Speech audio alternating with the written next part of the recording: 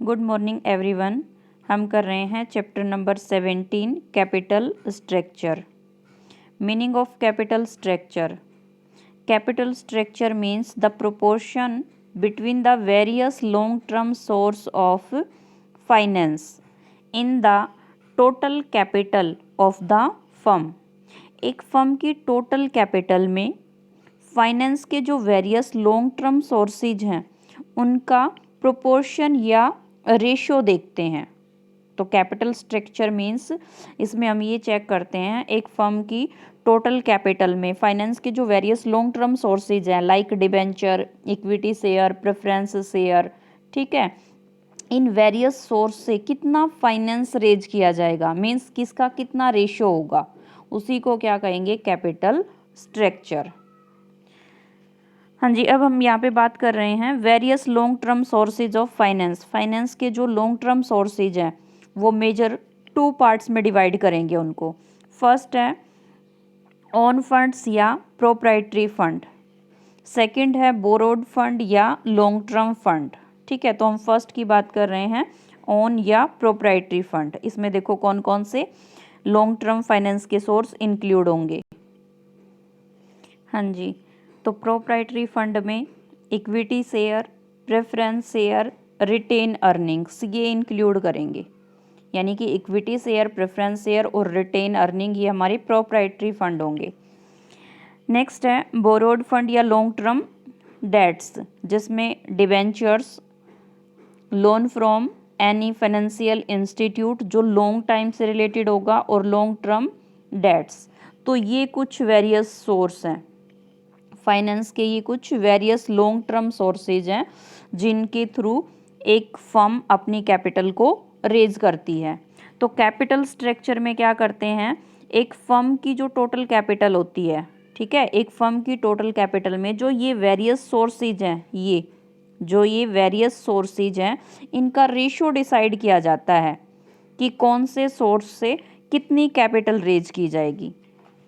यानी कि मैं इसको इस तरीके से डिफाइन कर सकती हूँ, in capital structure it is determine as to what should be the proportion of each of the above sources, means ये of finance in the total capital of the firm. ठीक है, एक फर्म की total capital में finance के जो ये long term sources हैं इनका प्रोपोर्शन यानी कि रेशियो डिटरमाइन किया जाता है, वही क्या होगा हमारा कैपिटल स्ट्रक्चर। एक एग्जाम्पल के थ्रू समझिए। मान लेते हैं एक फर्म की total capital is equal rupees, 1 minute भाई, for example total capital is equal rupees मान ली 10 लाख। एक फर्म की टोटल कैपिटल रुपीज 10 लाख है, टोटल 10 लाख कैपिटल की रिक्वायरमेंट है, यानी कि फाइनेंस की रिक्वायरमेंट है।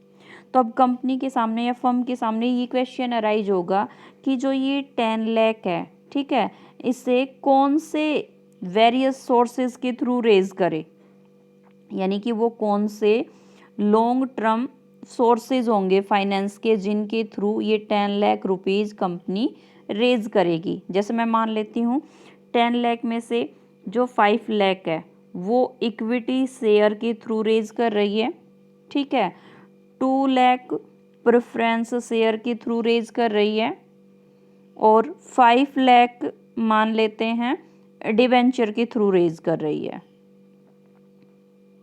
तो यहाँ पे इक्विटी शेयर, प्रेफरेंस शेयर और डिवेंचर इनका रेशियो क्या हो जाएगा, 5:2:5।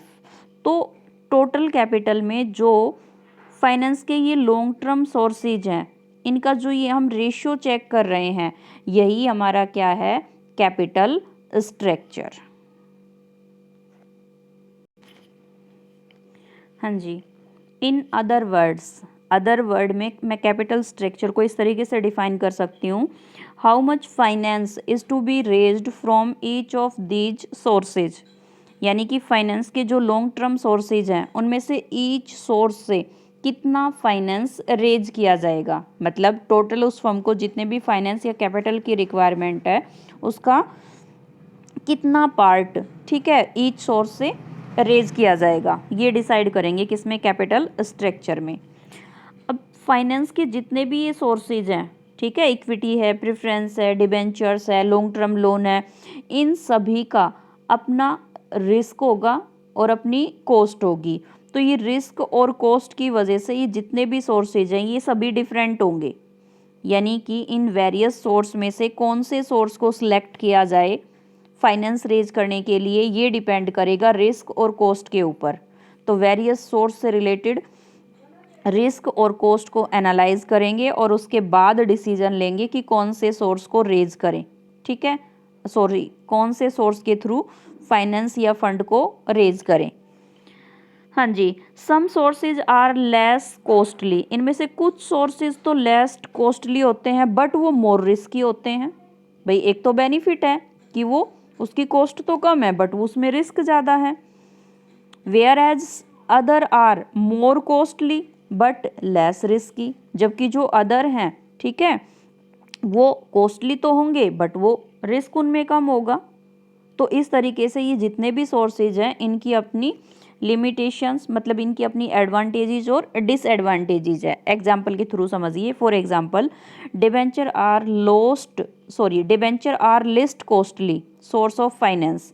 फाइनेंस के जो ये वेरियस सोर्स हैं इनमें से जो डिबेंचर है, ठीक है, ये लिस्ट कॉस्टली होता है, मीन्स इसकी कॉस्ट सबसे कम होती है। क्यों?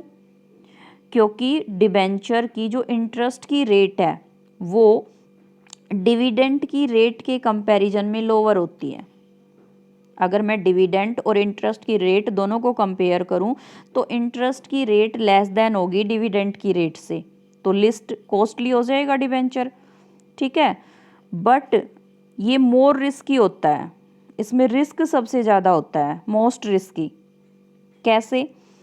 क्योंकि कंपनी को इंटरेस्ट, ठीक है, और डिबेंचर का जो प्रिंसिपल अमाउंट होता है वो दोनों को पे करना पड़ेगा, चाहे बिजनेस में कोई भी कंडीशन हो। बाय द चांस अगर किसी ईयर प्रॉफिट नहीं हुआ तो उस ईयर भी पेमेंट करना कंपलसरी रहेगा। अगर कंपनी पेमेंट करने में डिफ़ॉल्ट पाई जाती है तो जो डिबेंचर होल्डर हैं वो कोर्ट में केस तक कर सकते हैं। On the other hand, the equity share capital is most costlier. जो इक्विटी शेयर कैपिटल है वो मोस्ट कॉस्टली होती है, मींस सबसे ज़्यादा कॉस्ट किसकी होगी? इक्विटी शेयर कैपिटल की। बट इसमें जो रिस्क है वो सबसे कम होगा, लिस्ट रिस्क की। अब कैसे? भाई इसकी कॉस्ट सबसे ज़्यादा बता रहे हैं और रिस्क सबसे कम बता रहे हैं, तो कैसे?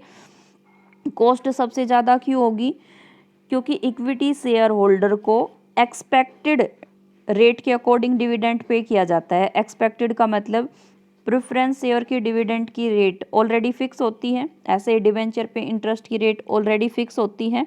इक्विटी शेयर होल्डर को जिस रेट के अकॉर्डिंग डिविडेंड पे किया जाता है वो जनरली वो रेट प्रेफरेंस शेयर की डिविडेंड रेट और डिवेंचर की इंटरेस्ट रेट इन दोनों से ग्रेटर देन होती है, तो मोस्ट कॉस्टली होगा। लिस्ट रिस्की कैसे होता है? इक्विटी शेयर पर डिविडेंड उसी कंडीशन में पे किया जाता है जब फर्म को प्रॉफिट हो। अगर ज़्यादा प्रॉफिट है तो रेट ज़्यादा रखते हैं, प्रॉफिट कम है तो रेट कम रखते हैं। मींस कंपनी इक्विटी शेयर पे डिविडेंड पे करने के लिए, यानी कि इक्विटी शेयर पे डिविडेंड पे करना कंपलसरी नहीं होता, सिचुएशन के अकॉर्डिंग होता है। तो ये बोल सकते हैं as there is no fix commitment to pay dividend and the return of the equity capital. तो देखो यहाँ से हमें क्या कंक्लूजन समझ आया कि फाइनेंस के जो लॉन्ग टर्म सोर्सेज हैं उनमें जो डिबेंचर है वो उसकी जो कॉस्ट है वो सबसे कम होती है बट रिस्क सबसे ज़्यादा होता है। दूसरा जो इक्विटी शेयर है, ठीक है, उसमें रिस्क सबसे कम बट कॉस्ट सबसे ज़्यादा। तो ऐसे में जो प्रेफरेंस शेयर कैपिटल है वो इक्विटी और डिबेंचर इन दोनों के बिटवीन में लाई करती है। इसलिए जो फाइनेंशियल मैनेजर है उसकी ये ड्यूटी बनती है, फाइनेंशियल मैनेजर की ये ड्यूटी बनती है कि वो वेरियस फाइनेंस के जो सोर्स हैं उनको चूज़ करते टाइम उसको ये एंश्योर करना चाहिए कि उन सोर्स से रिलेटेड रिस्क और कॉस्ट दोनों मिनिमम रहे। तो इसके लिए कुछ क्वेश्चंस हैं जिनके आंसर पता होना चाहिए, ठीक है। फर्स्ट है, how much amount should be raise through issue of capital, यानी कि सबसे पहले फाइनेंशियल मैनेजर को ये देखना होगा कि इक्विटी शेयर के थ्रू, ठीक है, फाइनेंस का कितना अमाउंट रेज किया जाएगा। How much another should be raise through issue of preference share capital, preference share capital के थ्रू कितना अमाउंट रेज किया जाएगा, ठीक है, फर्स्ट है इक्विटी।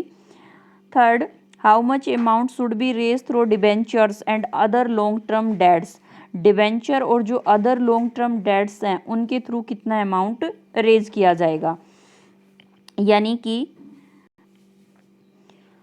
फाइनेंस के वेरियस सोर्स जिनसे फाइनेंस रेज किया जाता है उनके प्रोपोर्शन को डिसाइड करते टाइम फाइनेंशियल मैनेजर को वेरियस सोर्स के जो एडवांटेजेस और डिसएडवांटेजेस है, यानी कि रिस्क और उनकी जो कॉस्ट है, पहले उनको एनालाइज करेगा, ठीक है, और उसके बाद डिसीजन लेगा, क्योंकि ईच सोर्सेज की अपनी एडवांटेजेस और डिसएडवांटेजेस होती है। जैसे हमने अभी ऊपर एग्जांपल में किया था कि डिबेंचर, उसकी कॉस्ट तो सबसे कम होती है बट रिस्क सबसे ज़्यादा होता है। ऐसे ही इक्विटी, उसमें रिस्क सबसे कम बट कॉस्ट सबसे ज़्यादा होती है।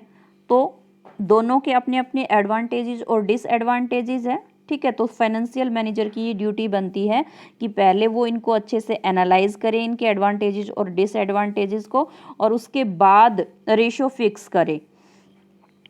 ऐसे बहुत से इंटरनल और एक्सटर्नल फैक्टर हैं ऑर्गेनाइजेशन के, ठीक है, जो ऑर्गेनाइजेशन के कैपिटल स्ट्रक्चर के पैटर्न को इफेक्ट करते हैं।